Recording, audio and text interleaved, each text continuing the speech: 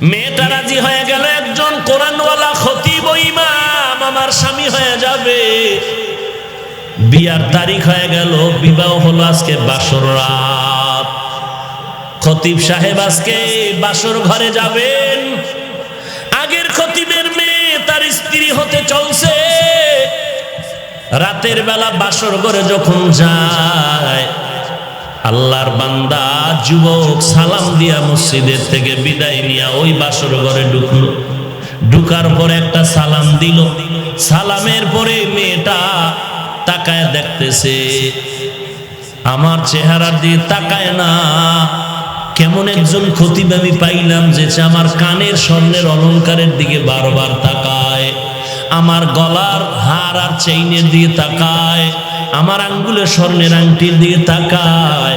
আহারে, আমি এত ভালো মনে করছিলাম, সে তো মনে হয় লুভি লুভি, স্বর্ণের দিকে তাকায় কেন? স্বর্ণের দিকে কেন তাকায়? এত লোভী কেন? মোটামুটি যুবক কথাটা আজ করতে পেরে ডাক দিয়া কয়, বিবি আমার, তুমি আমার নতুন স্ত্রী হয়েছো, মনের মধ্যে খারাপ কোনো ধারণা নিবা না। আমি তোমার চেহারা না দেখিয়া আমি স্বর্ণের দিকে তাকায়া দেখি, কারণ আমি মাওলা পাকের কুদরত দেখতেছি। আল্লাহর বান্দি বলে, কিসের কুদরত তুমি দেখো? বলে, তোমার স্বর্ণের আংটি, স্বর্ণের কানের অলংকার আর গলার মধ্যে যা দেখতেছি, মনে হয় জানো মক্কার জমিনে আমি একদিন স্বর্ণের হার পেয়েছিলাম, রেশমি কাপড়ে পেঁচানো, ওই হারটা তোমার গলার মধ্যে যেন দেখা যায়। এবার মেয়েটা ডাক দিয়ে কয়, ধন্যবাদ হে স্বামী আমার, ঠিকই স্বর্ণ গলার হার। আমার আব্বাজান হজে গিয়েছিলেন আমাকে নিয়ে, ওখানে গিয়ে আমার এই হার হারিয়ে গেল, রেশমি কাপড়ে পেঁচানো। আমার বাবা বড় ধনী, ওই হার হারিয়ে যাওয়ার পর আমার বাবা মক্কার অলিতে গলিতে ঘুরিয়া ঘুরিয়া কান্না করে বলেছিল, 1000 টাকা দিবে, 100 টাকা দিবে। আল্লাহর একটা বান্দা যুবক হাতটা পাইয়া আমার বাবারে দিয়েছে, বাবার থেকে হাদিয়াও নেয় নাই। আব্বাজান ওই যুবকটারে বহু তালাশ করেছে, কিন্তু আর খুঁজিয়া পায় নাই। কয়েক মাস আগে আমার বাবা ইন্তেকাল হয়ে যায়, এই সময় আমার হাতটা ধরে বাবায় কান্না করে বলেছিল, এরে মা, তোর মতো একটা দিনদার স্ত্রী, একজন মেয়ে আমানত আমি কার হাতে রেখে যাব পাইলাম না। তবে আমার দিলের তামান্না, ওই মক্কার ওই যুবকটারে যদি পাইতাম, আমি তোরে তার হাতে আমানত দিয়ে দিতাম। ওই মক্কার ওই আমানতওয়ালা যুবকরে যদি পাইতাম, তোর মতো বান্দিটারে আমি তার হাতে তুলে দিয়ে যাইতাম। আমি ওই যুবকের পাইলাম না, যে আমার হাতটা পাই আমার হাতে দিয়েছে, হাদিয়াও নেই নাই। আমার বাবা আমার হাতটা ধরিয়া কান্না করে দোয়া করিয়া মরিয়া গেছে।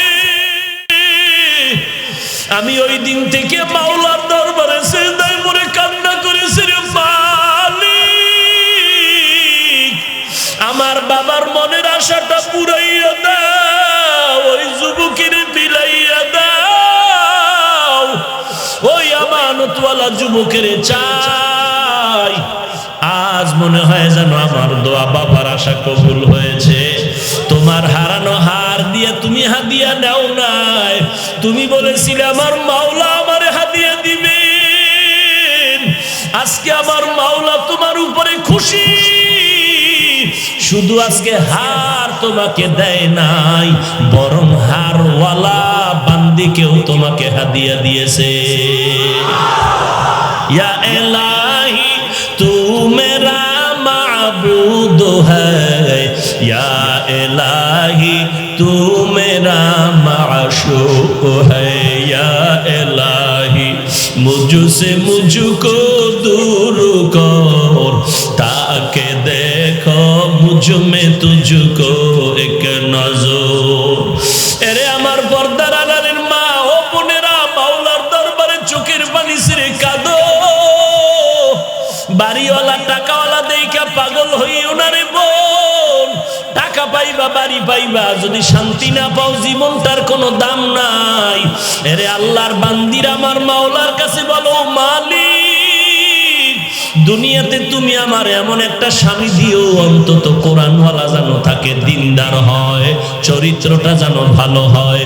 ও ভোলা এলাকার যুবক ভাই, আল্লাহর দরবারে চোখের পানি ছেড়ে কান্দ করো, আল্লাহর কাছে মাফ চাও, আর বলো, আল্লাহ এমন একটা মেয়ে তুমি আমার স্ত্রী বানায় দিও, কিছু পাই আর না পাই অন্তত যেন কোরআনওয়ালা পাই। কারণ যেই মহিলা কোরআনওয়ালা হবে তার সন্তানও জমিনের আদর্শওয়ালা হবে, গাছ ভালো হলে ফল ভালো হবে।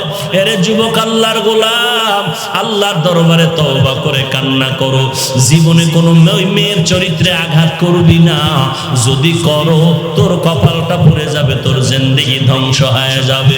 জীবনে নেশাগ্রস্ত হইও না, নেশার পেছনে পড়িও না রে বাবা। আজকে একটা যুবক আল্লাহর বান্দা, আপনাদের ভোলা এলাকার দামি সবাই নাম বললে চিনবে, সাংবাদিকতা করতো আল্লাহর বান্দা, আজকে চোখের পানি ছেড়ে দোয়া চাইলেন, অ্যাক্সিডেন্ট হয়ে পা একটা অনষ্ট হওয়ার পথে চলে গেল।